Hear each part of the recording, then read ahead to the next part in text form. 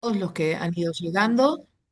Eh, Muy bien, vamos a comenzar. Aquellos de ustedes que tengan su Biblia, tengan la mano, porque hoy la vamos a usar un poco. Si la tienen en el teléfono y están escuchando el Zoom por el teléfono, quizás se les va a complicar un poquito. Pero bueno, la idea es que hoy nosotros comencemos a a comprender por qué es necesario estudiar la geografía bíblica. La realidad es que para algunos de nosotros, quizás, no es tan fácil tratar de imaginar los espacios a donde ocurrieron las historias bíblicas. Entonces, para poder comprender esto, los mapas van a ser grandes aliados para nosotros, grandes aliados. Y em, los mapas nos ayudan a poder ubicarnos en el espacio, tratar de entender un poco cómo es nuestra Tierra, tratar de entender a dónde ocurrieron la gran mayoría de las historias bíblicas, eh, y también tratando de imaginarnos los espacios a donde estas historias ocurrieron. Para eso, me parece pertinente recordarnos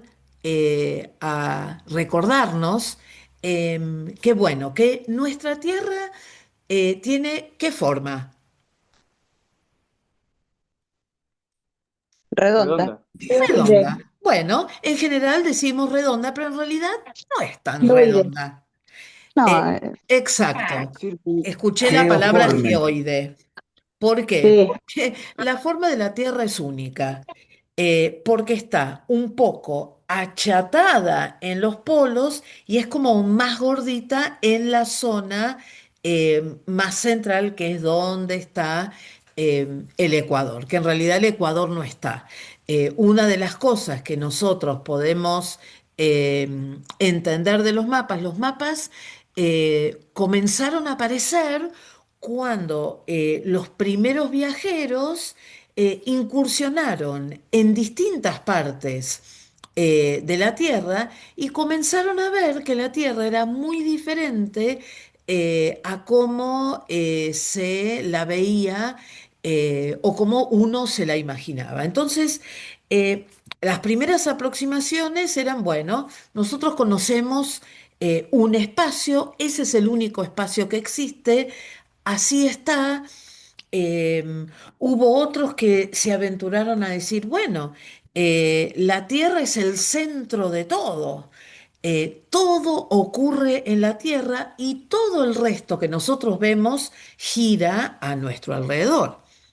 La cosa es que a medida que fueron pasando los años, fines del 1400 y el 1500, distintos eh, grandes hombres y muy valientes comenzaron a salir en distintas direcciones y se encontraron que el espacio que conocían era mucho más chico que el espacio real y que dependiendo en la dirección en que fueran, se iban a encontrar o con enormes extensiones continentales o con enormes extensiones de agua.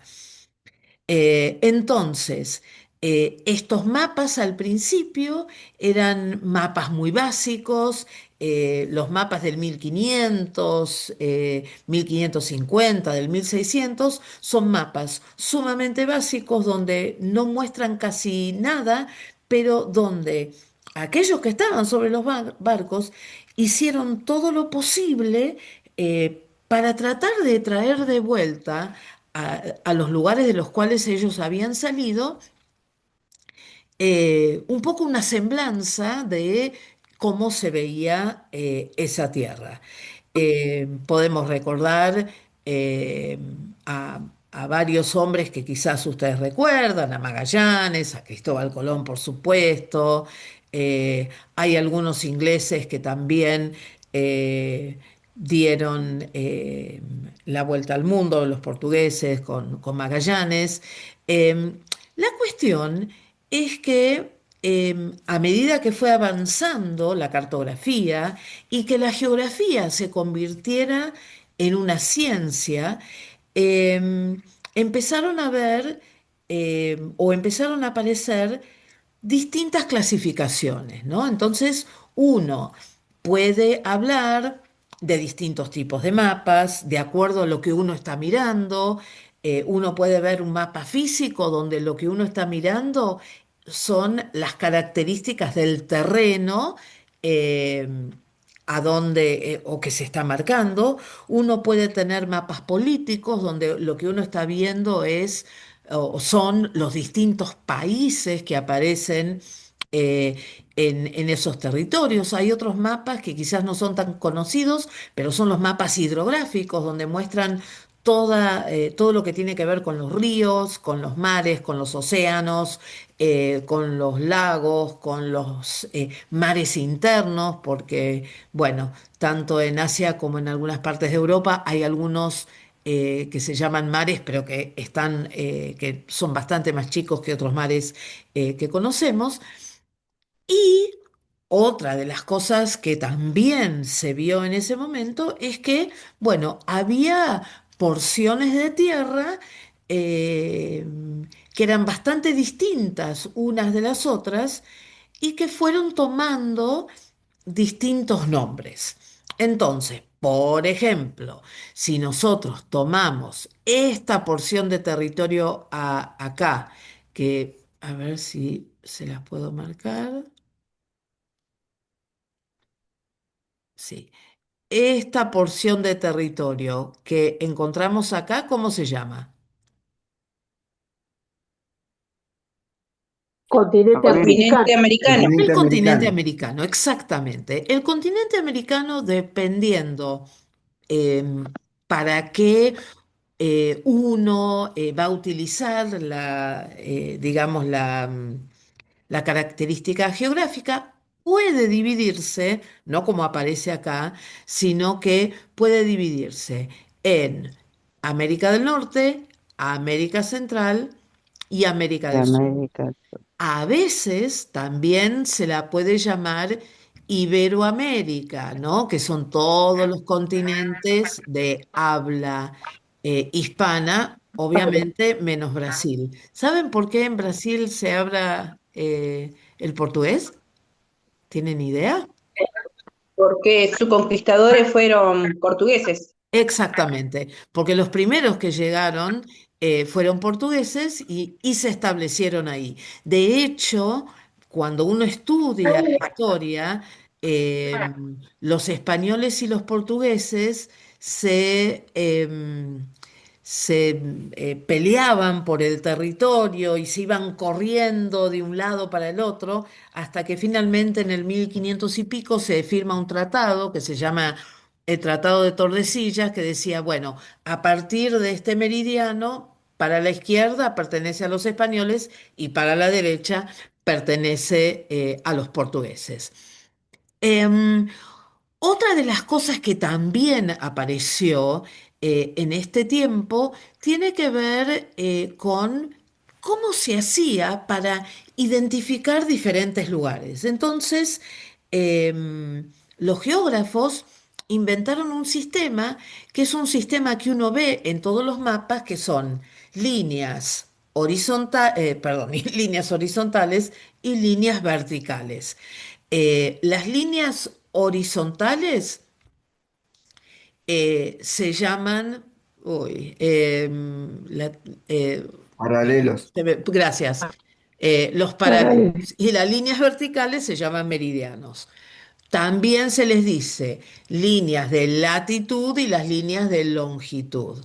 Cuando ustedes, por ejemplo, miran su GPS y en vez de ver cómo llegar a un lugar, ustedes ven una serie de números que están escritos, que dicen, generalmente para nosotros, Generalmente no. En Argentina a nosotros siempre nos va a parecer sur, porque nosotros estamos al sur del Ecuador. Y también aparecen una serie de números y esos números son la forma en que los geógrafos han diseñado para que nosotros podamos encontrar ciertos lugares, que se utilizan Las mirando la línea coordenadas de serían, latitud profesora. y las líneas de longitud. Exactamente, son las coordenadas. Exactamente. Las coordenadas que aparecen son justamente eso. Lo que ocurre es que para el GPS tiene muchísimos números porque es súper preciso, porque el GPS está conectado con un satélite y un satélite que ve a la Tierra desde una distancia, entonces puede ser mucho más preciso en la medición que se hace, ¿no? Entonces, cuando uno habla en la Tierra, ustedes saben que hay una línea principal que da vuelta longitudinalmente alrededor de la zona más panzona, digamos, de la Tierra. ¿Saben cómo se llama esa línea?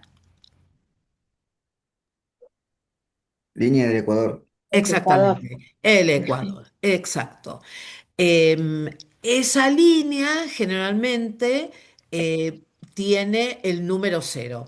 Otra cosa que tengo para decirles es que las coordenadas se miden en grados y en minutos. No vamos a entrar a la parte matemática, pero simplemente para que ustedes sepan que cuando miran esa coordenada, primero hay un cerito de grados, después hay una liñita que representa los minutos y dos liñitas que representan a los segundos. em, Simplemente a modo de información. Em, Me olvidé decirles que hay otros continentes, ¿sí? Está el continente este que parece una Q, que es el continente Africano. africano. Africano. Después está este continente que se llama Oceanía, que involucra a muchas islas del Pacífico, Australia y Nueva Zelanda. Y después, acá, em, diferentes criterios dicen diferentes cosas. Algunos hablan de Europa por un lado y de Asia por el otro. Hay otros que lo llaman Eurasia porque dicen que la masa continental, para que un continente sea continente, tiene que estar rodeado por agua. En el caso de Europa, hay toda una zona acá, que están los montes Urales, que son unos montes que dividen a Europa de Asia, que no son agua, son montes, ¿no? Entonces hay estudiosos que dicen, no, no, esto no es Europa y Asia, esto es Eurasia, ¿no? Y después hay otro continente más que no aparece en este mapa, pero que es importante destacarlo, que es el continente antártico. ¿M? Mm. ¿Por qué? Porque en la Antártida hay tierra debajo del hielo. Diferente es en el Polo Norte. En el Polo Norte es todo agua. Es decir, hay una capa de hielo, pero debajo de la capa de hielo hay agua. En cambio, en la Antártida no. Y no solamente hay tierra, sino que hay muchos que están muy interesados en tener su porción de la Antártida porque lo que dicen es que también hay grandes fuentes de petróleo. Petróleo. Entonces, ustedes habrán escuchado que cuando nosotros hablamos de la República Argentina, hablamos de la República Argentina, islas del Atlántico Sur y se habla también del continente antártico o del sector antártico que nos corresponde o que la Argentina dice que es propio. Hay un tratado antártico firmado a través del cual hay como una especie de cooperación entre los las distintas expediciones y los distintos grupos de científicos y las distintas bases que hay en la Antártida por razones obvias, por cuestiones de la temperatura y por una serie de razones. Em, Básicamente lo que ese tratado dice es que no se va a entregar o no se va a dividir la Antártida entre los distintos países, pero muchos países tratan de tener presencia en la Antártida para que cuando ese tratado finalmente se firme, todos tengan la tajada que quieren, ¿no? Por obvias razones. Em, Otra cosa para contarles acerca de,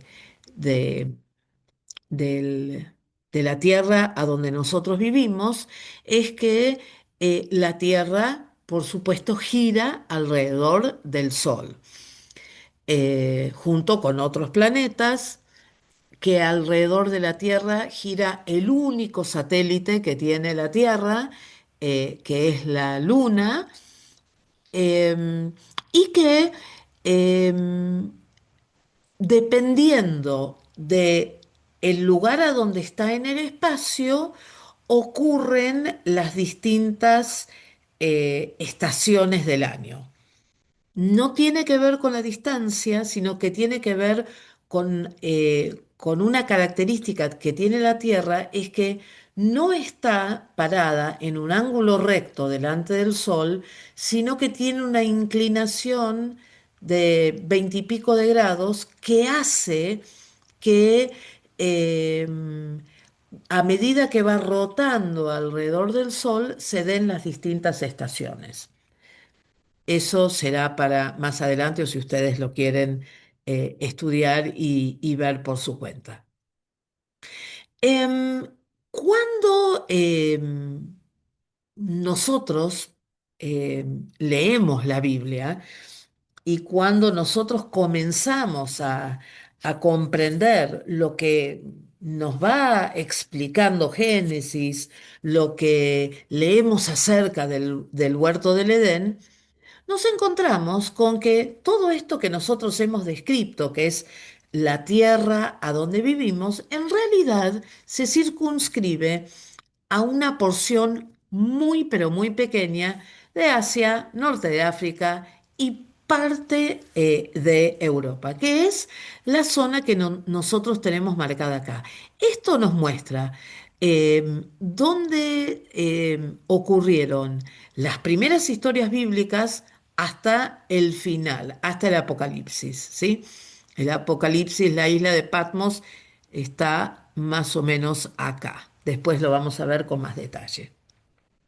Entonces, desde el punto de vista bíblico, lo que se conocía era esta porción del norte de África, de Asia, de Europa, se sabía de la existencia de otras civilizaciones, porque nosotros vamos a ver después que había algunas ciudades que eran ciudades muy importantes de paso para los mercaderes que traían distintas mercancías desde lugares muy lejanos y que las traían a Europa y que fueron aprovechadas por los habitantes que estaban en un lugar de pasada, o de paso, quiero decir, o que estaban cerca de la costa, como un puerto, para poder prosperar y para poder, eh, de alguna manera, tener una mejor calidad de vida, aprovechándose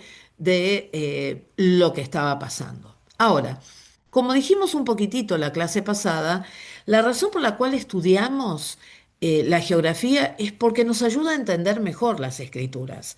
Si nosotros entendemos a dónde comenzó el hombre, dónde Dios le dio el soplo de vida del hombre, vamos a entender el porqué del jardín del Edén, vamos a entender por qué las civilizaciones fueron avanzando y prosperando en esos lugares y vamos a poder entender también algunos nombres que aparecen en las escrituras, como los babilonios, como los medos, como los persas, como Grecia, como Roma, eh, aparecen en las escrituras y que son los mismos que nosotros después estudiamos en la escuela secundaria o más adelante. ¿Pablo? Hola Flau, Dios te bendiga. Perdón que me enganché tarde. ¿El Edén no estaba en la Argentina? No, Le no, re ahí. un poquito, un poquito. Ahora vamos a explicar por qué, aunque en la Argentina hay un lugar parecido. No, Eh, no, no pasa. entonces, cuando, cuando nosotros estudiamos estas civilizaciones y cuando nosotros entendemos la calidad de vida que tenían, los conocimientos que tenían, podemos comprender algunas de las historias que nos contaron de niños. Es decir, ¿por qué para Moisés fue tan fácil llevar al pueblo de Israel por el desierto? ¿Por qué para Moisés fue tan fácil llegar a Faraón si Faraón era el máximo representante del dios del sol en la tierra para los egipcios y no cualquiera podía llegar a él? Vamos a entender también la importancia que Daniel estuviera en la corte de Nabucodonosor. Y todas esas cosas, lo que nosotros vamos a ver es que tienen connotaciones sumamente importantes. El hecho que, por ejemplo, Abraham haya salido de la ciudad de Ur, es algo maravilloso, porque cuando nosotros estudiemos qué era lo que pasaba en Ur, ustedes realmente se van a sorprender porque no era una pequeña ciudad donde había un hombre desconocido, sino que eh, había mucho conocimiento, había mucha preparación y por supuesto también había mucha idolatría. También el comprender a las civilizaciones y comprender la idolatría que se practicaba en ese tiempo nos ayuda a también apreciar mucho más a Daniel o Abraham, que se mantuvieron íntegros en medio de un lugar tan contaminado para glorificar el nombre de Dios y para que los que estaban a su alrededor supieran que el que estaba con ellos era el Dios del universo, ¿no? Ahora, cuando nosotros hablamos acerca de la geografía bíblica, esperen que voy a sacar esto, ahí está. Ahora vuelvo al...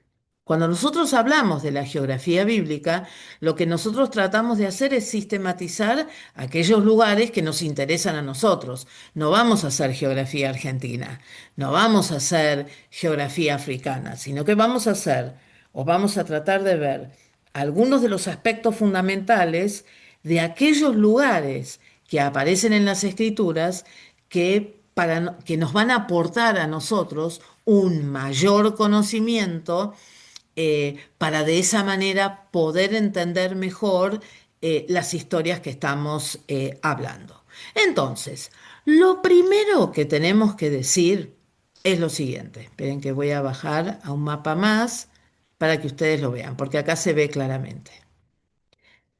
Tanto en el mundo bíblico como en el mundo de la geografía, a toda esta región que ustedes ven acá, que tiene un aspecto de media luna, de esas medialunas para comer, se la llama el área de la media luna fértil.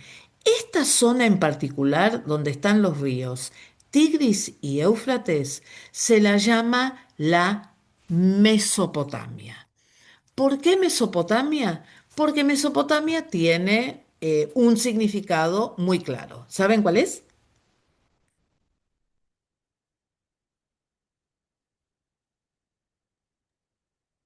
¿Saben cuál es? Entre Ríos, Entre Ríos. Tierra entre ríos. Exactamente.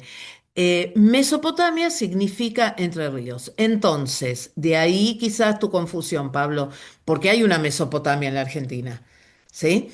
La Mesopotamia en la Argentina está formada básicamente por los ríos Paraguay, perdón, Uruguay y Paraná, quiero decir. Y No, no, después igual tenemos lo mío fue, perdón, Flow, pero lo mío fue un chascarrillo, entre comillas. Mi papá siempre me decía, vos vivís en el Edén, Argentina tiene los cuatro Ah, estaciones. Era ah, como, ok, era más un chascarrillo que sí, que ok, en realidad ok. sí, si lo vemos, vivimos en el Edén, tenemos un país hermoso.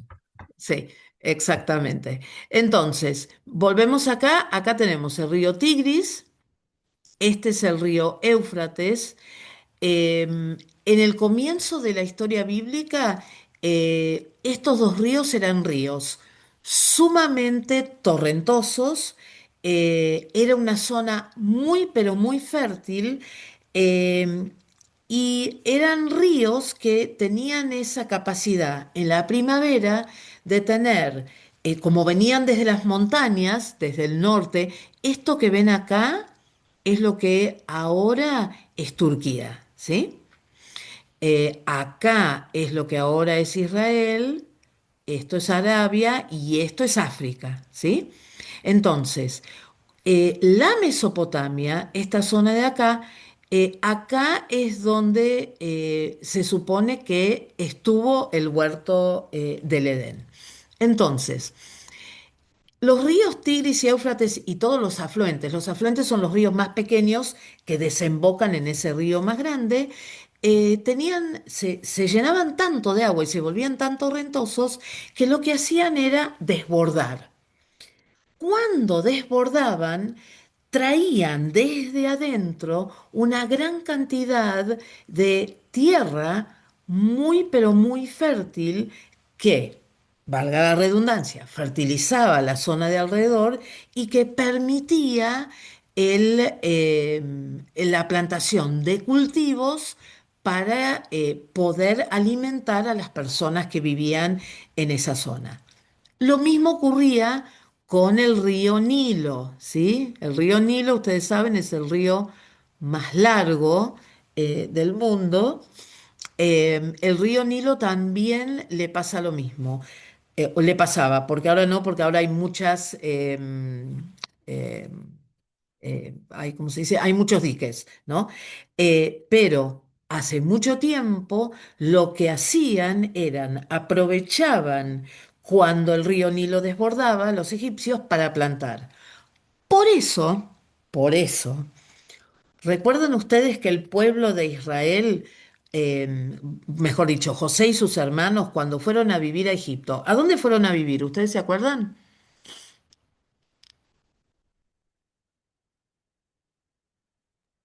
A Gosén. A Gosén. ¿Dónde era Gosén? En la parte del río Nilo donde desemboca en el mar Mediterráneo. ¿Por qué? Porque acá la tierra es como muy baja y entonces el río se va como abriendo, formando un delta. Para aquellos que viven en el norte de la provincia de Buenos Aires, nosotros tenemos el delta del río Paraná, ¿no? Y en medio de ese delta ustedes tienen muchos pequeños ríos que se van abriendo en distintas direcciones y entre esos ríos hay islas. De hecho, en el Tigre hay todo un distrito de islas que tiene su propia forma de manejo. La tierra de Gosén era justamente la parte del delta del río Nilo. ¿Por qué es que Faraón manda a José y a su familia a la tierra de Gosén y no les permite habitar en todo Egipto? Hay una razón geográfica. ¿Con qué vinieron José y sus hermanos? Con sus ovejitas, no sé. Exacto, con su Creo. familia y con sus animales.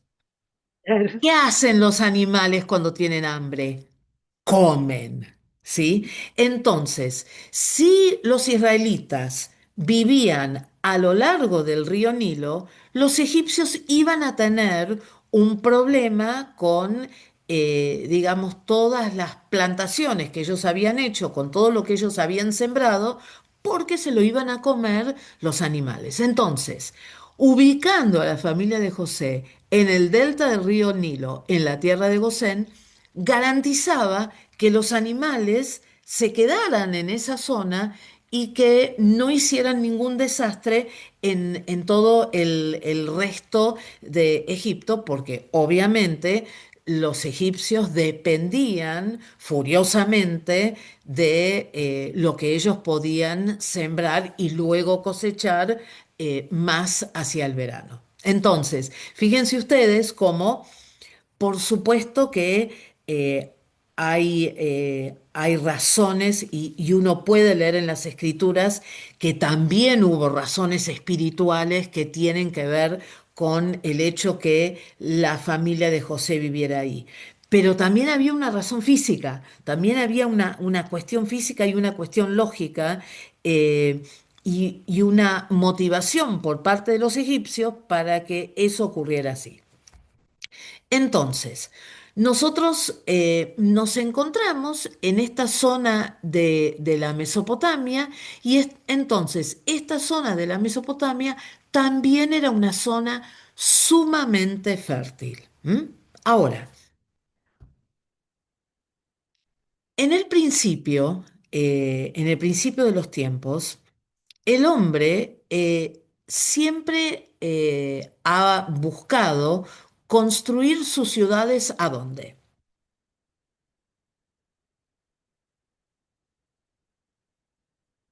¿En el medio del A orilla desierto? de los ríos. Cerca de los ríos. Exacto, No, cerca de los Cerca de ríos. exacto. agua. Muy bien. Cerca de un espejo de agua. ¿Por qué? Porque no había canillas. El agua había que sacarla de algún lugar. El riego tenía que salir de algún lugar.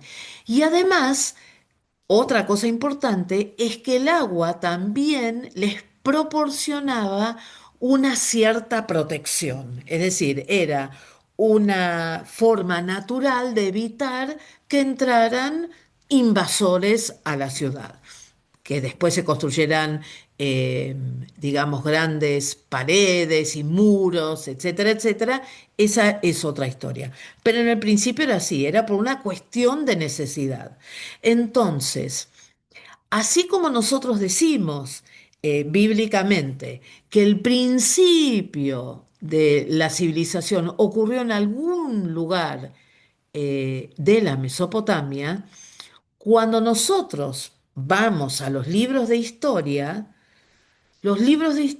coinciden en decir que el principio de la civilización, de acuerdo a lo que ellos han estudiado, es acá también. ¿M? Un poco también, digamos, reforzando la idea que nosotros sabemos, y nosotros sabemos que es así, pero bueno, está bueno muchas veces que nosotros también tengamos esta confirmación, digamos, desde el punto de vista científico, porque le da aún una mayor veracidad a las escrituras. Entonces, eh, acá, en esta zona, existió el huerto del Edén y nosotros nos encontramos que esta zona era una zona donde había bastantes ríos, donde había bastantes mares y golfos. Entonces, fíjense ustedes, vuelvo a este mapa, ¿sí? Acá tenemos lo que se llama el Mar Negro, ¿sí? Este es el Mar Caspio. Se lo llama mares porque son grandes extensiones de agua, aunque están rodeadas por el continente, de todas maneras se lo llama de esa manera. Posiblemente hayan sido hundimientos del hielo que hicieron que se formaran esos mares. Después tenemos el mar Mediterráneo, ¿sí? Eh, y después tenemos acá el Golfo Pérsico y acá tenemos nuestro famoso Mar Rojo. Ahora, después nosotros vamos a ver que en realidad cuando Moisés cruza con el pueblo de Israel, no cruza por acá, por esta zona del Mar Rojo, donde es Mar Rojo, sino que donde el Mar Rojo se angosta un poquitito en el Golfo de Sinaí, ¿sí? Y esta sería la península del Sinaí. Pero, de todas maneras, estos serían, digamos, como los llaman los geógrafos, los espejos de agua que rodean a la media luna fértil. ¿Pablo? Clau, ¿cuántos años atrás estamos hablando de esta, de esta tierra Bueno, que Em, después de formar? eso, mira, eso depende de los historiadores y depende de muchísimo de los puntos de vista que se tomen. Si uno lo toma desde el punto de vista de la geografía, por supuesto que es mucho más antiguo de lo que estamos hablando. Los hebreos hablan de 5.000 y pico de años desde el momento de Abraham. Así que uno tiene que ir un poquitito más atrás. Em, para los historiadores fuera del ejido bíblico, bueno, eso se extiende muchísimo más. Pero básicamente de eso estamos hablando nosotros, ¿no? También la media luna fértil estaba rodeada por montañas, ¿sí? Em, hay distintas montañas, por ejemplo, en el norte de la Mesopotamia, en Turquía, está el monte Ararat, el famoso monte Ararat del cual hablamos sobre Noé, ¿no? Después están los montes Taurus, simplemente para que ustedes sepan que esta zona, la zona norte de la media luna fértil, es una zona más alta y que la zona que los ríos desembocan en el Golfo Pérsico porque las tierras son más bajas, ¿sí? Los ríos desembocan casi siempre yendo hacia lugares a donde la tierra desciende. Si la tierra, o si el terreno, mejor dicho, es un terreno que no desciende de manera brusca, sino que se mantiene como bastante paralelo a otro espejo de agua, lo que va a ocurrir es que se va a abrir y es por eso que se forma un delta, ¿no? Si no, se pueden formar otras cosas como los estuarios y demás, ¿no? Pero bueno, básicamente para que nosotros veamos acá que hay una zona alta de altas montañas, una zona media de meseta. Turquía tiene una gran parte que es una meseta. Muchas de las iglesias que aparecen en Apocalipsis estaban en esta zona.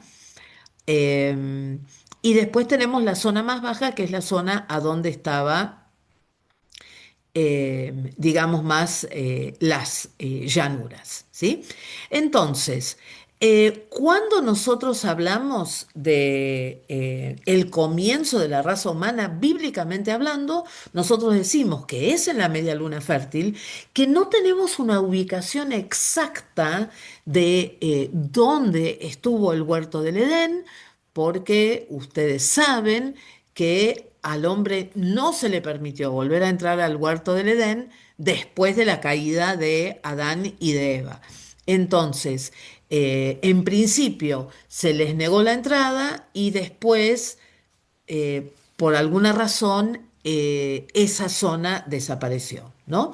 Ahora, entre los ríos importantes que nosotros tenemos que recordar porque son importantes para las historias bíblicas de las cuales vamos a hablar, bueno, tenemos el Tigris, que también se lo llama Hiddekel, el Éufrates, tenemos el río Jordán, que es un río bastante pequeño que está en la zona de Palestina y que cruza de manera longitudinal a la zona de Israel y el río Jordán, ¿por qué es conocido?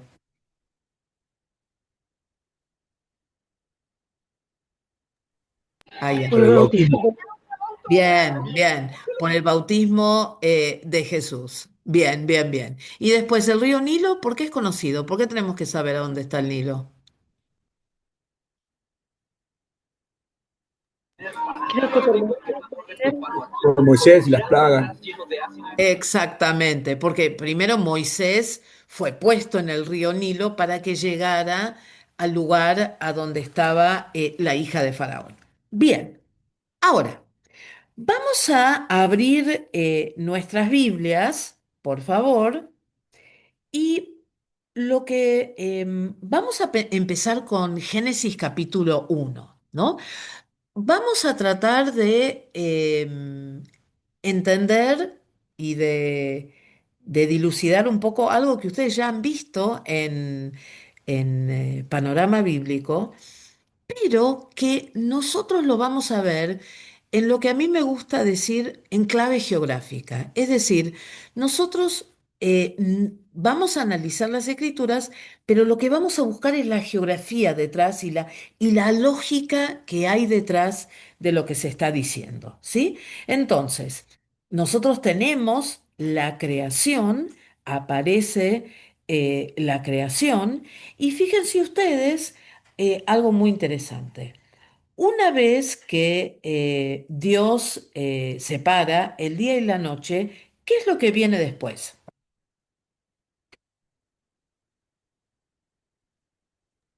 Expansión en medio de las aguas. Bien, vienen las aguas. Después de las aguas, ¿qué viene? Las estrellas. Los cielos. Bien, bueno, y después, La tarde y la mañana. bueno, eso era la tarde y la mañana del La, ti- primero, del segundo, La del tierra, tercer día. Pero ¿qué fue lo que fue creado? la tierra, El La tierra, agua, la tierra, y sobre la tierra, después de la tierra, ¿qué se produjo? la hierba, ¿no? La la vegetación, muy bien, la hierba, hierba, ¿no? Árboles con semilla, árboles sin semilla, etcétera, la etcétera. vida vegetal, Las plantas. Después de las plantas, el sol y la luna, el sol y la luna, los astros. Después de eso, Y después ya vienen los animales. y después ya vienen los animales, pero no en Los seres cualquier vivientes. orden. ¿Cómo vienen esos animales? No, primero los voladores no eran. Bueno, los Las aves. peces y las Las aves, Ah, aves. primero bien, Sí. y después los bien. animales terrestres y las bestias. Y después, Los terrestres y las bestias, los terrestres, bien. Y después, y después nosotros. y después el hombre. ¿M? Entonces, fíjense ustedes, el orden lógico, y si uno lo lleva al punto de vista científico, tiene toda la lógica y toda razón de ser. ¿Por qué? Porque Dios empezó creando el lugar a donde el ser humano iba a vivir y siguió un orden lógico. La luz, el día, la noche, después separó las tierras de las aguas. Una vez que separó la tierra de las aguas, vinieron las plantas, después vinieron los primeros animales, los animales terrestres y las aves, después los animales terrestres y por último el hombre. Cuando uno lo estudia desde el punto de vista científico, los científicos dicen lo mismo, tenía que estar la tierra, tenía que estar el agua, y después empezaron, bueno, ellos dicen a aparecer por una serie de circunstancias, pero fíjense ustedes que el orden que ellos manejan es el mismo que aparece en las escrituras. ¿Por qué? Porque es un orden lógico y porque Dios es un Dios de lógica. Y porque Dios es un Dios que hace las cosas perfectamente y que lo que los científicos han ido descubriendo y han ido viendo que cómo se ha ido complejizando la vida en la Tierra, tiene su, digamos, su corona o su máxima expresión en el hombre. Sí es verdad que para los científicos el ser humano sigue siendo un animal, pero sí se mantiene esa misma lógica, ¿no? Entonces, ¿a qué apunto yo con este comentario? Que no estamos tan lejos de lo que dice la ciencia.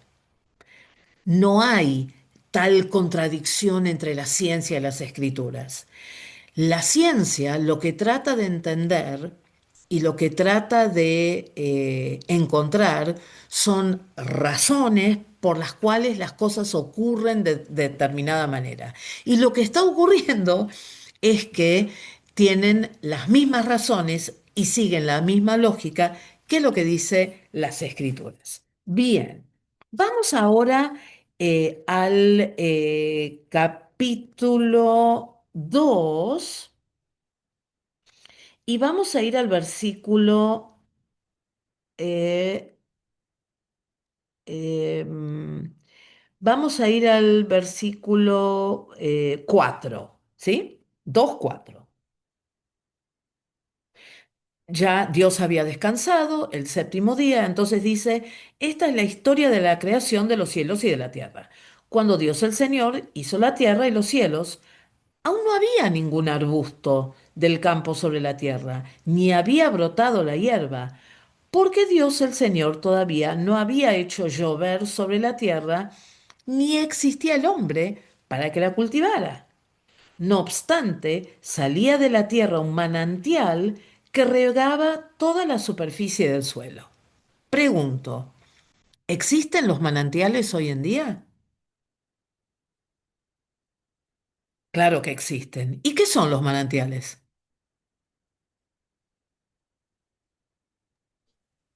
Agua que brota hacia la Sí, agua tierra. que brota. Agua. ¿Que brota de dónde? De las napas. De De las la tierra. napas. Exactamente. ¿Por qué? Porque la Tierra tiene mucha agua y esa agua no solamente está en la superficie, sino que también hay una gran cantidad de agua que está por debajo de la Tierra.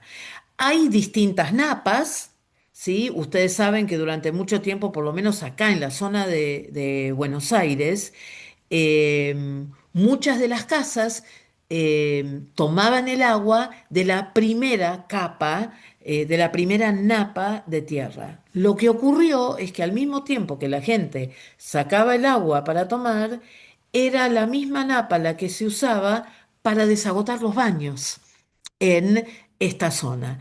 Entonces, lamentablemente, por un descuido humano, no es conveniente cuando uno hace un pozo de agua tomar agua de la primera napa porque en general está contaminada. Entonces se buscan napas más profundas para poder tener el agua suficiente.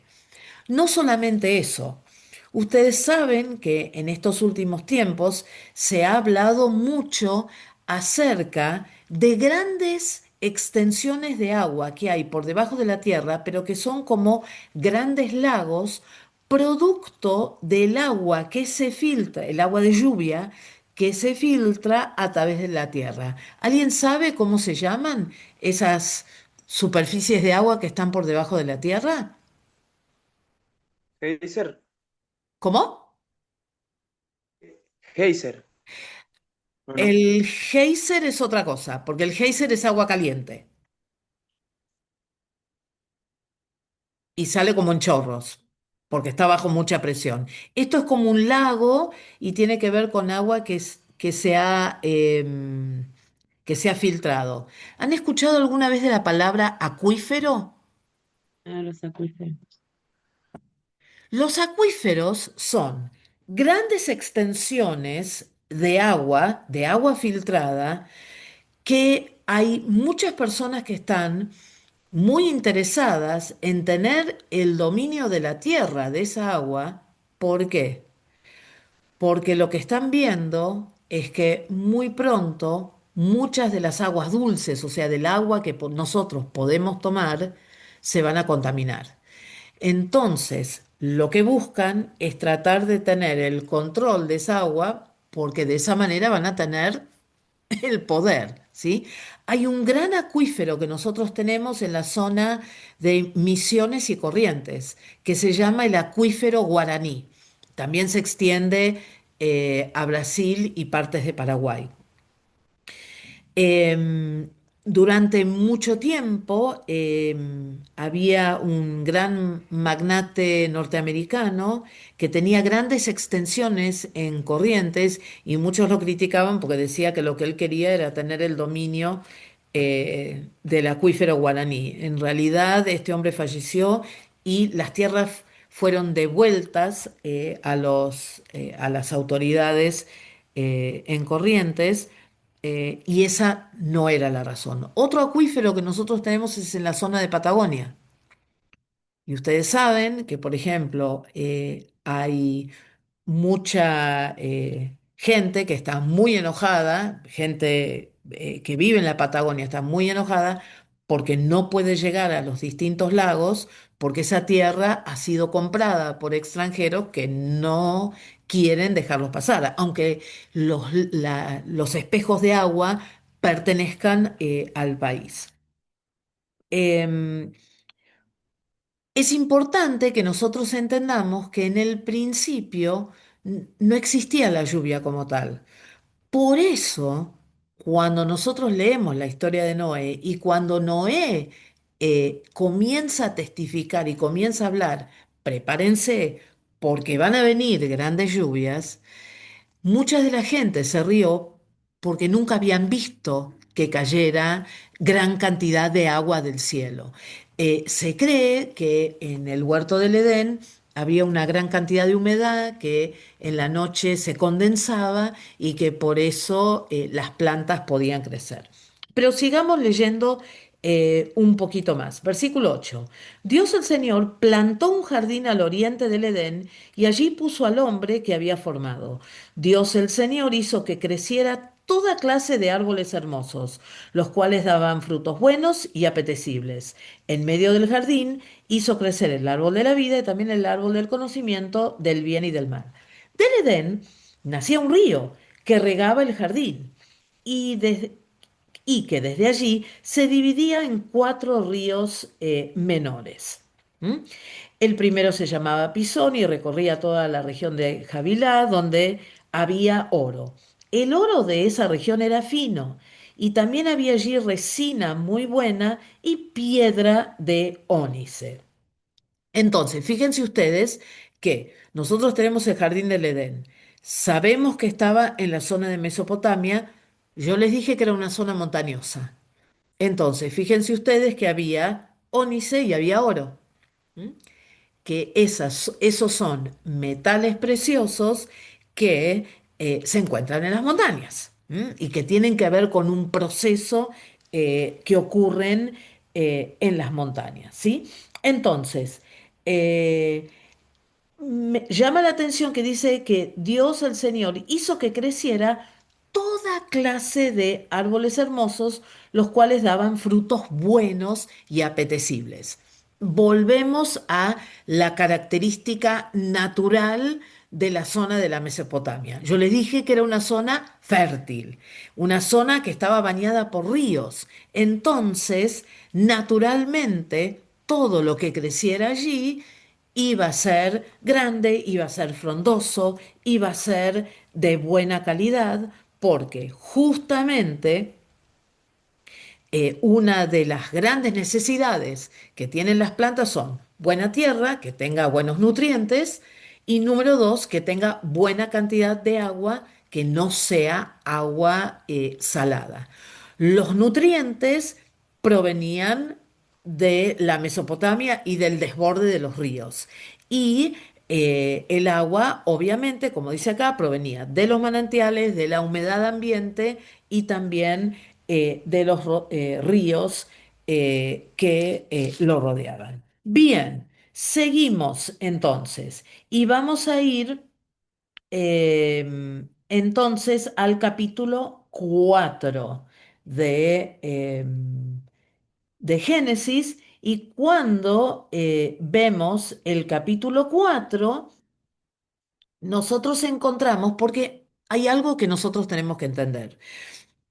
La geografía no solamente estudia el ambiente a donde vive el hombre o los animales, sino que también estudia al hombre que vive en esos ambientes. ¿Por qué? porque el hombre que vive en ese ambiente depende del ambiente para sobrevivir, y más en estos primeros tiempos.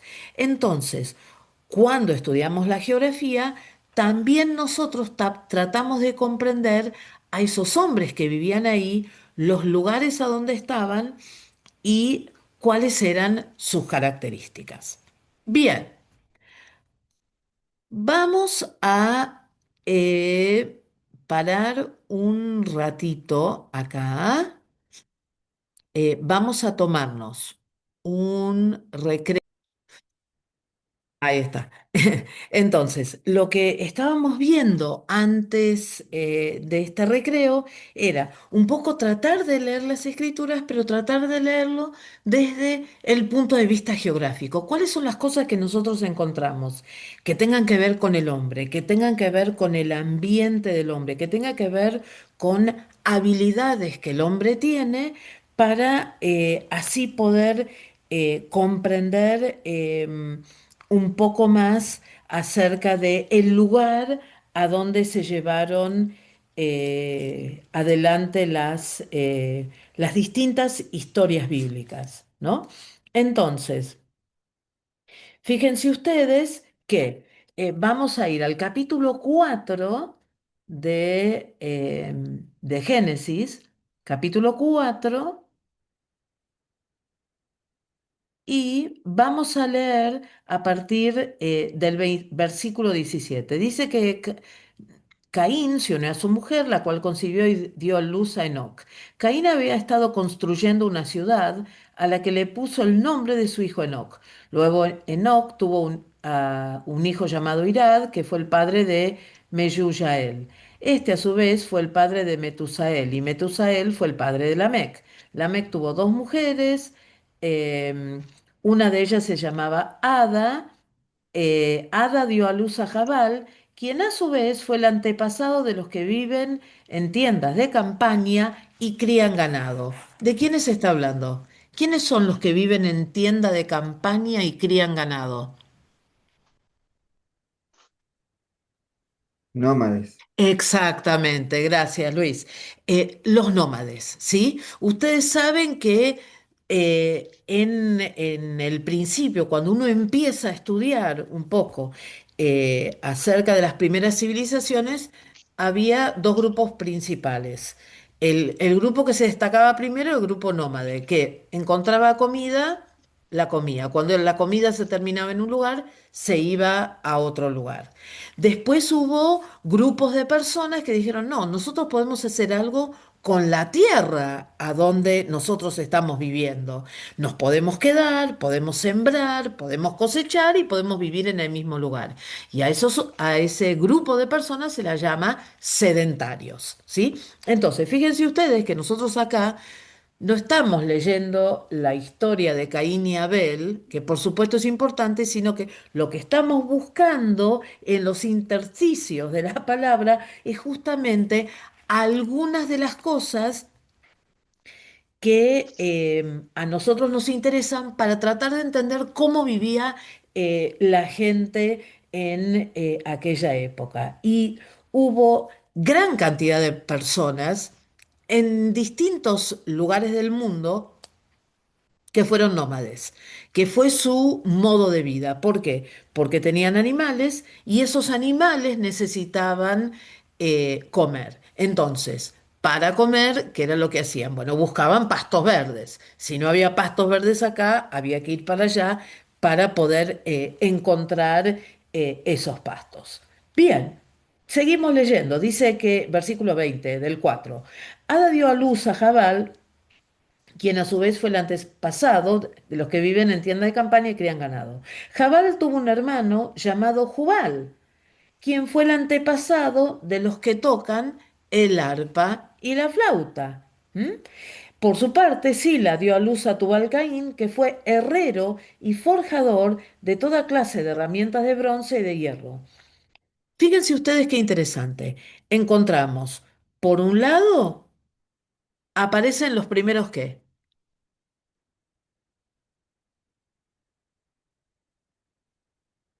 Nómades. Ya lo dijimos. Artesanos. Antes de los artesanos, antes de los artesanos, ¿qué aparece? Músicos. Los Músicos. músicos, exactamente, los músicos, ¿sí? Entonces, fíjense ustedes acá lo que estamos tratando de hacer, algo que quizás algunos de ustedes nunca han hecho, y es tratar de mirar a la Biblia desde otro punto de vista. Es decir, acá eh, no es que no nos interese lo que Dios hizo con Caín, con Abel y con todos estos personajes, sino que estamos tratando de desenmarañar otras cosas que también son interesantes. ¿M? Por ejemplo, habla de los músicos, ¿sí? De los que tocan el arpa y la flauta. ¿Y por qué arpa y flauta? ¿Alguien sabe? ¿O se lo imagina? ¿Qué es una flauta? Fueron los primeros que encontraron. Era instrumento de viento, lo único que había. Pero es que no ¿La había caña? instrumentos. ¿Será que de la caña? Claro, fueron los primeros, ellos se dieron cuenta porque el hombre es un ser inquisitivo y entonces vieron una caña que se podía vaciar o que estaba vacía, que si uno sopla hace ruido, pero que si uno modifica la caña puede tener diferentes sonidos, porque obviamente que las primeras cañas, perdón, las primeras flautas fueron hechos eh, de cañas o de cualquier otro tubo, digamos, vacío que permitiera el paso del aire para así poder crear la música. ¿Y el arpa? ¿O un instrumento de cuerdas? ¿Saben cuáles fueron las primeras cuerdas que se utilizaban? ¿Tienen idea? Las sogas. ¿Las qué? Las sogas. ¿Sodas? Perdón, no entendí. Sogas. ¿Soga? No, Sí. Con No, no la era lana ¿era la lana de la oveja, puede ser, pastora? no, los pelos caballo. Cola de caballo. no, porque tenía que ser algo como elástico. Tripas de animales. Exactamente, tripas de animales. Los intestinos de los animales se utilizaron primero. ¿M? ¿Por qué? Porque ustedes tienen que imaginar que el hombre lo que hacía era, cuando mataba un animal, el animal era utilizado totalmente. Entonces, ¿qué es lo que se dieron cuenta? El que cocinó alguna vez algún chinchulín habrá notado que hay cierta elasticidad. Entonces, se utilizaban esas partes de los animales para crear, junto con algún tipo de madera o algún tipo de rama, un instrumento donde se tensaran esas tripas de animales y que después, de alguna manera, al estirarlas, produjeran algún tipo de música, ¿sí? Y después dice Sila, en el versículo 22 dice que Sila dio a luz a Tubal Caín, que fue herrero y forjador de toda clase de herramientas de bronce y de hierro. Entonces empezamos a encontrar a los primeros artesanos que utilizaron los metales que podían encontrar cerca de las montañas y se dieron cuenta que si los calentaban, que si los iban golpeando, porque eso es forjar, ¿no? El forjar es que yo agarro un pedazo de metal, lo caliento, lo golpeo, le doy forma, lo vuelvo a calentar para así darle eh, la, la rigidez que se necesita para que esa herramienta sea lo suficientemente útil para hacer eh, lo que ellos quisieran, ¿no? Bien, entonces, fíjense ustedes que nosotros, en un capítulo donde quizás nunca le habíamos prestado atención a esos versículos, nos encontramos cómo el hombre va desarrollando ciertas capacidades con los elementos que había en la tierra. Sí es verdad que hubo intervención divina para que esas personas tuviesen la capacidad de pensar en utilizar esas cosas para hacer otras cosas.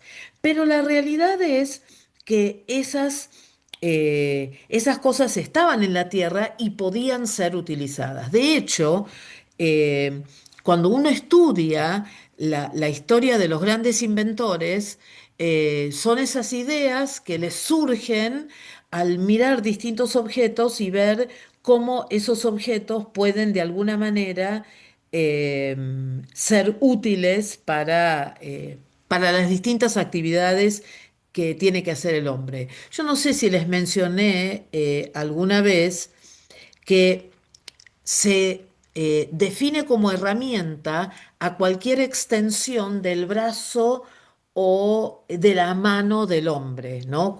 Uno cuando piensa en herramientas piensa, no sé, en un martillo o no sé, o en un serrucho o cosas por el estilo. Pero en realidad hay muchísimas herramientas que el hombre usa para distintas cosas y que quizás no necesariamente son para hacer otras cosas. Qué sé yo, el cuchillo es una herramienta muy útil para muchas distintas cosas. Y esas fueron cosas que eh, los hombres empezaron a desarrollar a medida que fueron viviendo en la tierra y a medida que fueron mirando a su alrededor y viendo cómo se podían utilizar eh, los distintos materiales. Muy bien, vamos entonces al capítulo 6 de Génesis y nos encontramos con el diluvio, ¿no? Habla de la historia de Noé, habla de cómo debía construirse el arca. Fíjense ustedes que el versículo 14 del capítulo 6 dice que construyete un arca de madera resinosa, hazle compartimientos y cúbrela con brea por dentro y por fuera. ¿Saben lo que es una madera resinosa? Es una madera que tiene resina, ¿no? ¿Y qué es resina? Es como una especie de goma. Por ejemplo, los pinos tienen mucha resina, que es que es como esa gelatina que sale de adentro. ¿Y de dónde habrán sacado la brea? ¿La habrán sacado de la ferretería del barrio? ¿Del ferretero amigo?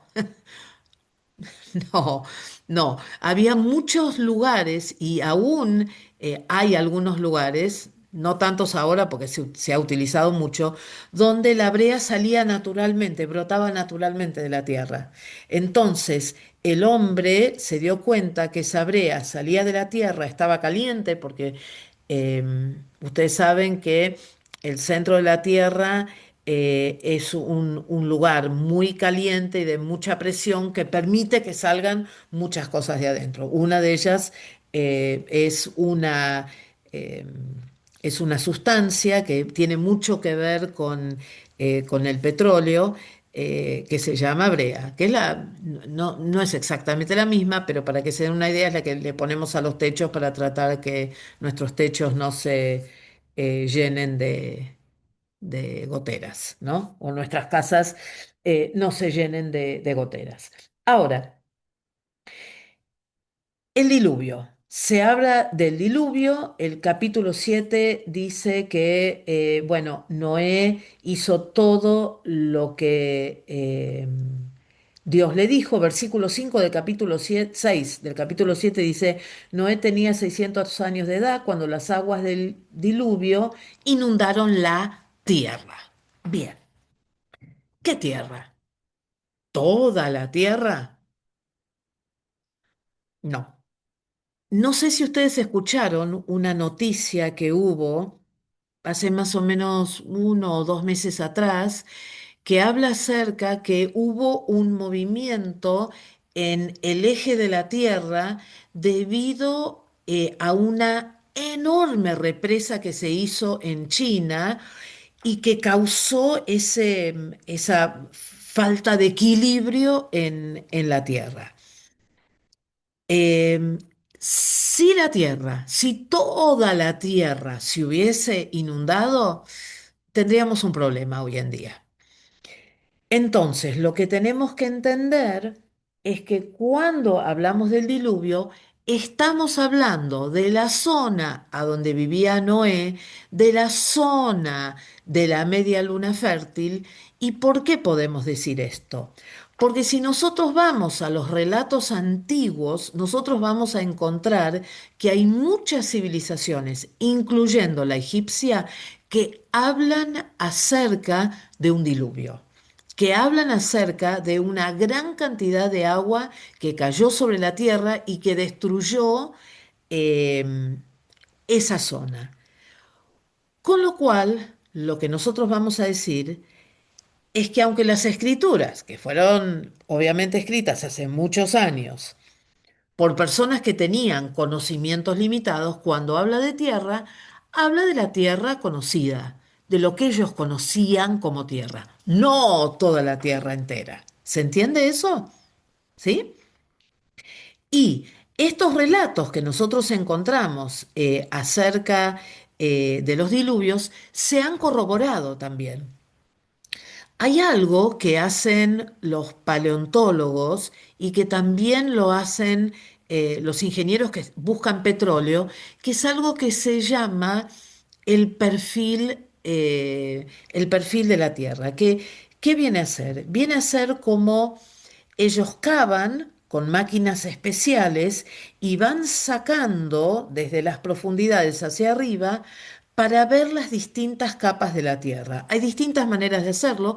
Quizás algunos de ustedes lo utilizaron cuando construyeron sus casas, que venía un pocero y lo que hacía era mandaba caños hacia el interior para ver en la Tierra que había en cada capa para después determinar cómo se iba a construir la casa, si había tosca, si había bañados, si había distintas características para después decir, bueno, va a ser mejor que esta casa sea construida sobre una plataforma o no, está bien, los cimientos de esta casa pueden estar por encima de la tierra, que no va a pasar nada. ¿A qué venía esto?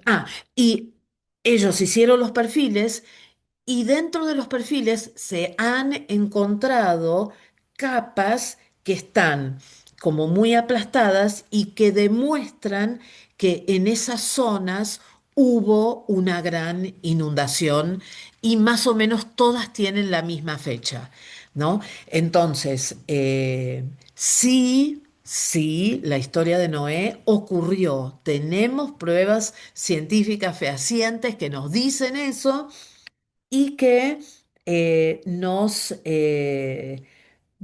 hacen ver que estas aguas inundaron la tierra y dice que el versículo 11 dice que cuando Noé tenía 600 años, precisamente en el día 17 se reventaron las fuentes del mar profundo y se abrieron las compuertas de los cielos.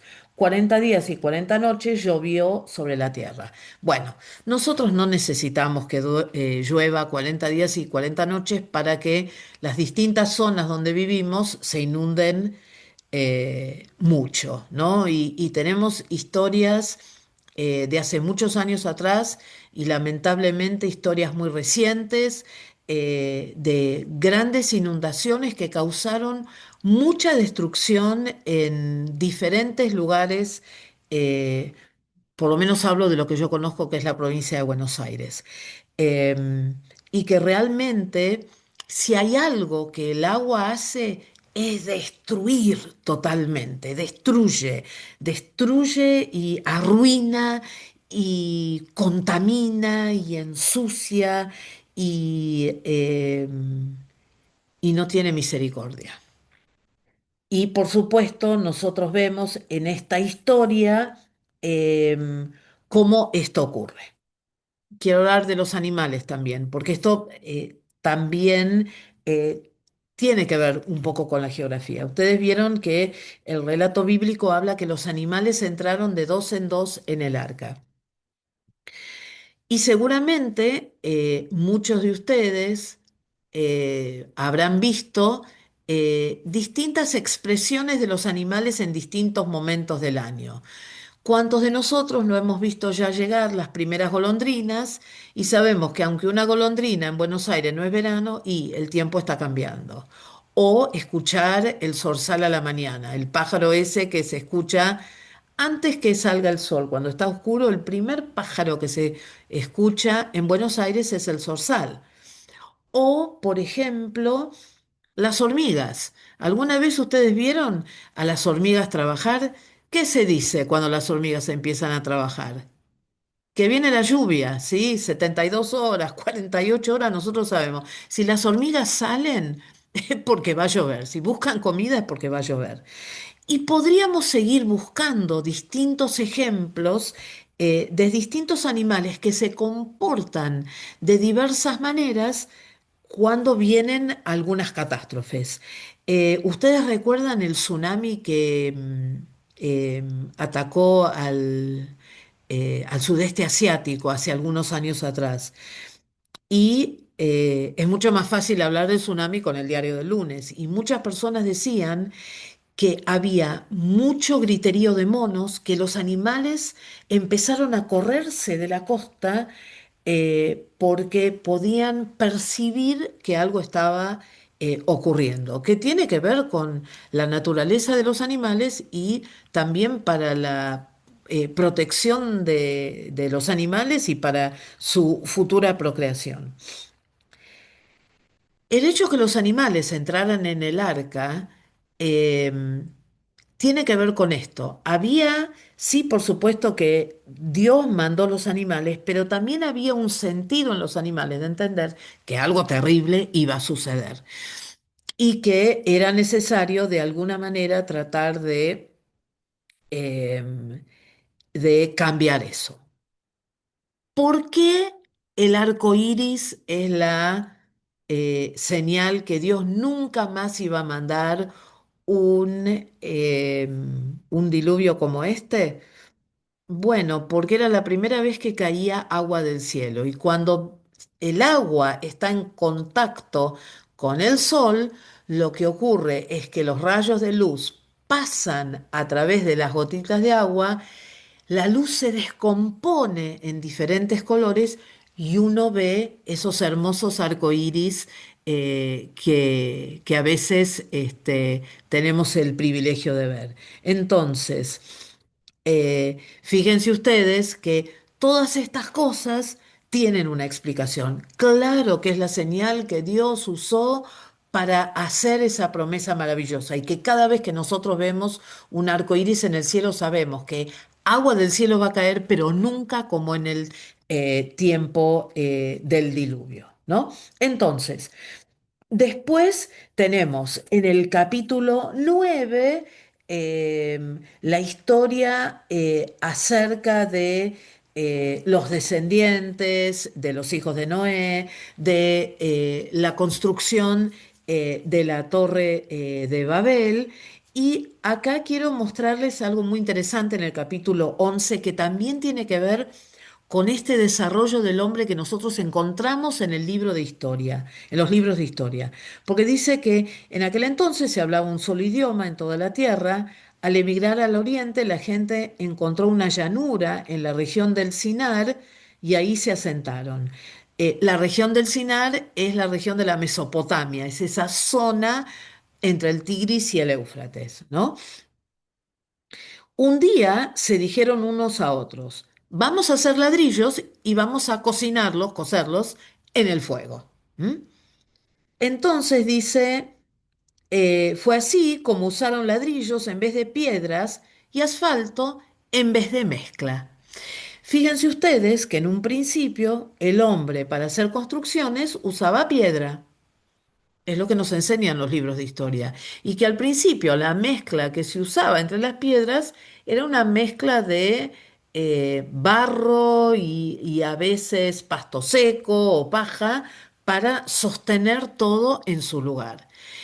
Pero que después el hombre se dio cuenta que había cierta tierra que sí se cocinaba y que si se le daba una forma, se podía hacer un ladrillo. Entonces, acá lo que nosotros estamos comenzando a ver es cómo ese hombre que empieza viviendo en un jardín que Dios proveyó para él y del cual después tuvo que salir, encontró en la tierra a su alrededor, y después de Noé, encontró en la tierra a su alrededor distintas maneras de utilizar lo que había en esa tierra para su propio beneficio. Y vuelvo a decirles lo mismo. Cuando nosotros estudiamos en historia acerca del desarrollo del hombre, justamente hablan acerca de esto, que primero el hombre utilizó la piedra, o no escucharon alguna vez que se hablaba de la edad de piedra, ¿sí? Y nos hablaban de los cavernícolas que vivían en las cavernas y demás.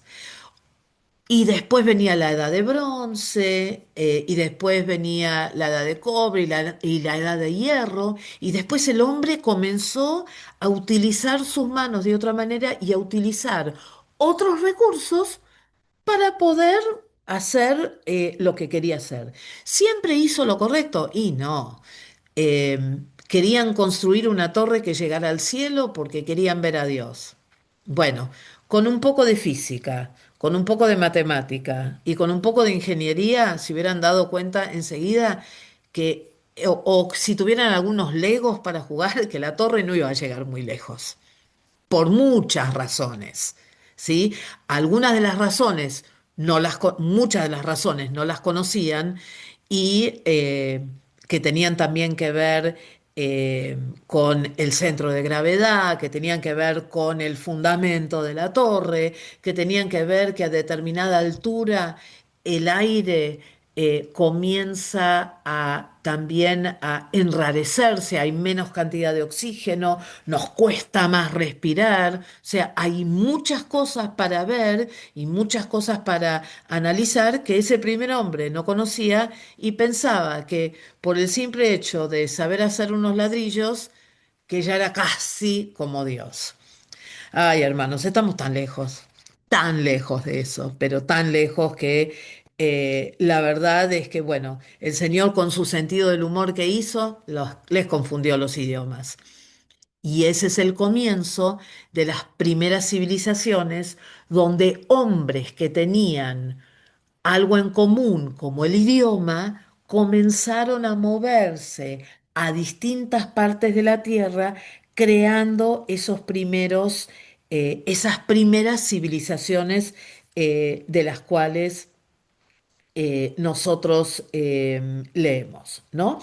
Ahora, podemos seguir leyendo en el capítulo 11 acerca de algunas cuestiones que tienen que ver con la geografía, y que son muy, pero muy interesantes como para nosotros terminar de entender de qué se trata toda esta geografía. Entonces, nosotros em, podemos encontrar en las escrituras que hay una gran época. Si nosotros tuviésemos que dividir la historia del hombre, definitivamente tenemos que hablar de una época antediluviana, es decir, antes del diluvio, y después, sí o sí, tenemos que hablar de una época postdiluviana, donde el hombre comienza a tener dominio sobre la tierra de distintas maneras y donde eh, estos hombres comienzan a dispersarse una vez que ocurre el incidente de la Torre de Babel. Ustedes van a encontrar en el folleto que les di una, una tabla que habla acerca de los distintos descendientes de Noé, comenzando, digamos, desde los tres hijos de Noé y a dónde cada uno de ellos se dispersó. Em, no pretendo que ustedes lo sepan, no es el punto de esta clase, pero sí para que lo tengan porque les puede venir muy útil más adelante cuando ustedes estén estudiando las escrituras, cuando ustedes estén quizás armando un mensaje, tener este tipo de información puede llegar a ayudarlos muchísimo en la preparación de algún mensaje. Ahora,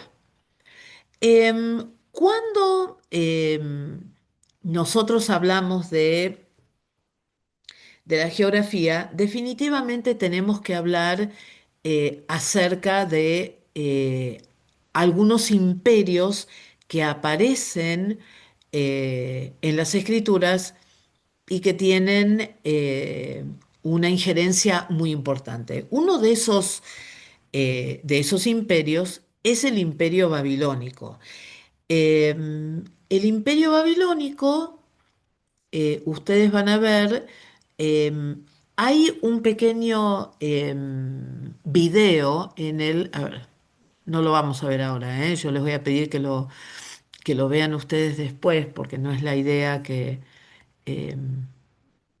lo veamos ahora. Esperen un minutito. Ahí estamos. Este video que dice acá, Historia de la Antigua Babilonia, es muy cortito. Son 8 minutos y lo que hace les habla un poco acerca de la historia de la antigua Babilonia. Sí, Liliana. ¿Qué tal, pastora? Buenas noches. Buenas Disculpe que la noches. interrumpa.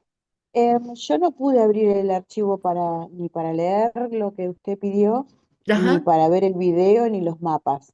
No bien. sé qué pasó, si me pasó a mí sola, ¿Les pasó a pero todos que no yo pudieron leer el material? A mí me pasó también, pastora, yo no lo pude ver y lo pasé al de mi hijo y con el celular de mi hijo pude, pero a través de mi celular no. Sí. Em, no, yo lo intenté sí. Uy, a hola. usted Hola, cómo hola. podíamos hacer. Esperen un poquitito porque me parece que se me cortó a mí la transmisión. ¿A cuántas Los personas les pasó? PDF. ¿Pueden levantar la mano? Pasó. ¿Cuántos no pudieron A leer? mí, A yo mí, también. ¿Tiene? a mí A mí me me PDF. pasó pasó, también. la directora me lo pasó a PDF y ahí lo pude abrir. Bueno, Nosotros no pudimos, ni en el bueno, teléfono ni en la computadora. ajá, Era bueno, como que Yo tampoco tenía pude. fallado. bueno. La cosa es así. Ese material está hecho en una aplicación de Google que se llama Word, ¿sí? Puede ser que si su teléfono no tiene Word, que usted no lo pudiera abrir. Es muy posible que eso sea. Por eso, el hecho de que se lo hayan pasado a PDF, es posible que eso le permita verlo. Ahora, ¿cuál es el problema del PDF?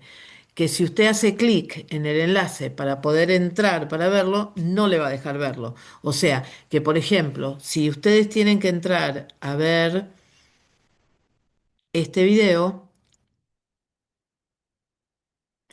lo que van a tener que hacer es copiar esto, ¿sí? Historia de la antigua Babilonia, resumen, orígenes y demás, y fijarse que sea eh, este pequeño video de 8 minutos, porque la idea es que no sea no es un tratado de historia lo que estamos haciendo, sino simplemente para que conozcan un poco acerca del Imperio Babilonio, ¿sí? Entonces, prueben, yo voy a intentar mandarlo otra vez, porque bueno, puede llegar a ser que haya sido una cuestión mía, pero prueben a ver, lo voy a mandar otra vez para que ustedes puedan probar otra vez, ¿sí? Ahora, volviendo Gracias, entonces, pastora. ujú, por favor, un placer. Volviendo entonces a este imperio, que es el imperio babilónico, fíjense ustedes a dónde se originó.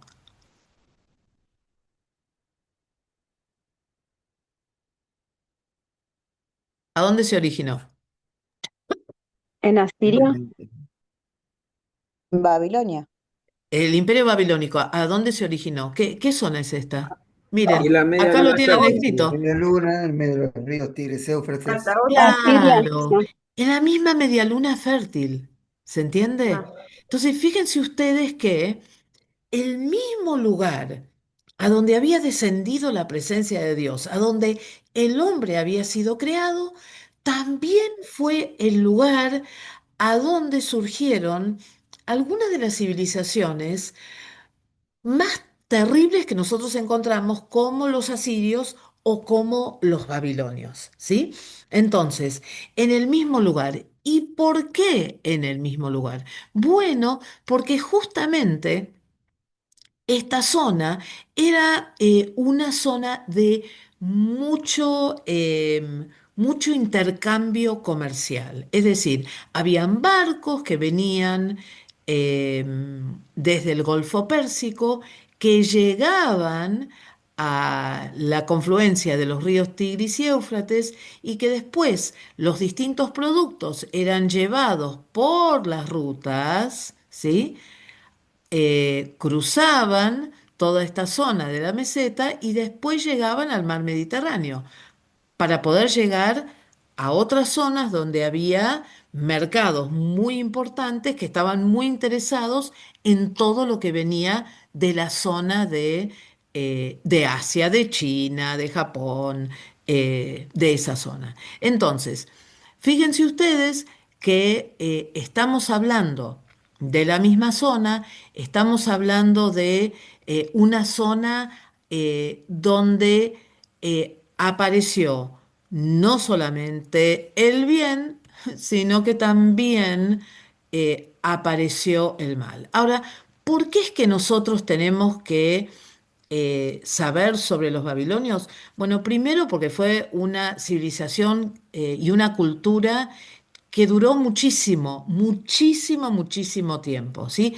Tiene una historia de más o menos 1600 años. Fueron un grupo que fueron conquistando los distintos pueblos, y que obviamente se originaron en una ciudad llamada Babilonia. Ahora, también para poder entender esto de cómo es que comenzó una civilización, también tenemos que entender cómo se originaban estos distintos grupos de personas que buscaban tener más poder. Porque ¿qué era lo que pasaba? Un grupo de personas se reunían en una ciudad, esa ciudad la fortificaban y entonces creaban algo que se llamaba una ciudad-estado. Es decir, era una ciudad independiente que se preocupaba por ella misma y no por las tierras que estuvieran alrededor. Entonces, la ciudad de Babilonia, que era una de estas ciudades, fue creciendo, conquistando otras ciudades, hasta finalmente eh, cubrir toda la media luna fértil y toda la zona del río Tigris y del río Éufrates. ¿Por qué es conocida Babilonia? Porque tenía una civilización muy, pero muy adelantada. Una de las 7 grandes maravillas antiguas son los jardines colgantes de Babilonia, porque resulta que ellos tenían palacios y tenían también templos que los construían como terrazas. Los templos se llamaban los sigurats. Y entonces de las terrazas ellos tenían un sistema de irrigación que llegaba hasta arriba de las terrazas. Obviamente el agua la sacaban de los ríos, Tigris y Éufrates, y entonces crecían todos estos jardines, y obviamente que no hay fotos de los jardines. Lo que tenemos es información escrita que relata la maravilla que eran estos jardines. ¿Por qué también la civilización babilónica es conocida? Porque fue la primera civilización que lo que hizo fue escribir sus leyes. El código, ustedes saben que nosotros hoy en día tenemos el código penal. Bueno, acá está la pastora Jessica, que nos puede hablar mucho más sobre esto que yo, pero tenemos el código civil, el código penal, el código comercial, que son conjuntos de leyes sobre temas específicos. Los babilonios tenían un código que se llamaba el Código de Hammurabi. Hammurabi era el nombre de un rey babilónico que fue el que juntó todas estas leyes. Las leyes eran tanto civiles como penales, y lo que hicieron estas leyes fue ordenar a Babilonia para que fuese una civilización tan próspera en su momento. Ellos, obviamente, los babilonios vivieron a orillas más del río Éufrates que del río Tigris, es decir, más hacia el sur que hacia el norte. Tenían diferentes clases sociales, tenían hombres libres y tenían esclavos. Yo les mencioné a Hammurabi, que fue el compilador de este código tan importante, y hay otro rey babilónico que nosotros conocemos muy bien, que es Nabucodonosor. exactamente Nabucodonosor, ¿m? Un rey que tuvo mucho que ver con la vida de Daniel. Em, La economía de los babilonios estaba basada en la agricultura, en el comercio y en los impuestos. Ah, no, no son nuevos los impuestos, mis queridos hermanos, ¿eh? No, no, no, no, no, no. Ya desde tiempos inmemoriales las personas eran cargadas con grandes impuestos que tenían que pagar para poder vivir ahí. Y los babilonios también fueron y desarrollaron mucho los conocimientos matemáticos y los conocimientos babilónicos. Matemáticos y astronómicos, quiero decir, perdón.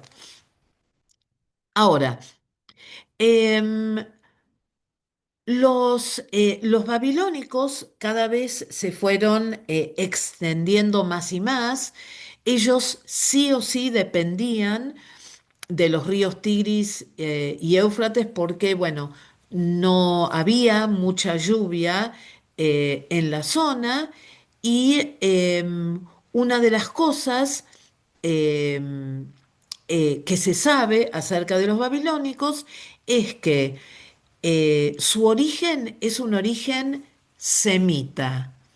Si es un origen semita, viene de Sem. ¿Y quién era Sem? Hijo de Noé.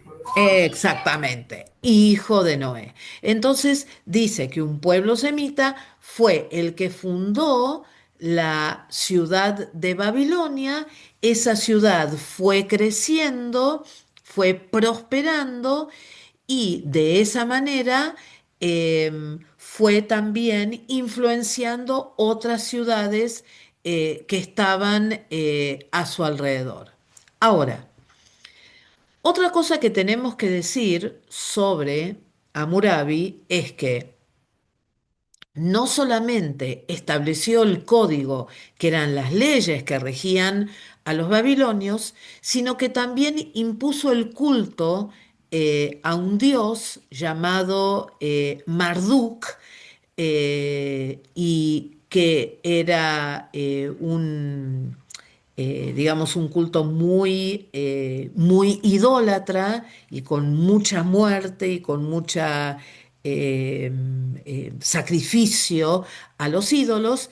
Y también otra cosa interesante que hizo fue establecer un idioma como el idioma que se iba a utilizar en toda Babilonia. ¿M? Entonces, vamos a terminar acá. Yo les voy a pedir para la clase que viene que, a ver, vamos a ver el, les quiero compartir esto. Me gustaría que por favor puedan ver el video. Ah, pero se los tengo que compartir para que lo vean. Un momentito.